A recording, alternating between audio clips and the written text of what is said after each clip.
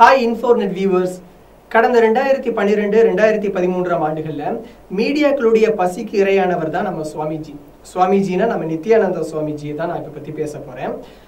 நடிகை ரஞ்சிதாவுடனான இருந்த கில்மா காட்சிகள் வெளியானதற்கு பின்னாடி சுவாமிஜி தான் இந்தியாவுடைய மோஸ்ட் வாண்டட் நியூஸாக இருந்தார். அதற்கப்புறமா ஆர்த்தி ராவ் என்ற ஒரு பக்தை சிகிச்சைக்காக தன்னை சுவாமிஜி தப்பா யூஸ் பண்ணிக்கிட்டாரு அப்படிங்கிற ஒரு கேஸை கர்நாடக நீதிமன்றத்தில் தொடர்ந்தாங்க. இந்த கேஸ் உச்ச நீதிமன்றம் வரைக்கும் போச்சு. ஆனா உச்ச நீதிமன்றம் போனப்போ சுவாமிஜி என்ன ஒரு மனுவை தாக்கல் செஞ்சார்னா, இந்த மாதிரி நான் ஒரு ஆண்மகனே இல்லை, எனக்கு 5 வயது குழந்தைக்குள்ள உடல் தான் எனக்கு இருக்கு, ஸோ இந்த வழக்கை நீங்க தவிர்க்கணும், எடுத்துக்கிற முடியாது அப்படிங்கிற ரீதியில அவர் ஒரு மனு தாக்கல் செஞ்சாரு. இந்த மனு தாக்கலை ரத்து செய்யுங்க அப்படின்னு ஆர்த்தி ராவ் ஒரு வழக்கை தொடர்ந்தாங்க. இந்த வழக்கு தான் வர 27ஆம் தேதி விசாரணைக்கு வருது.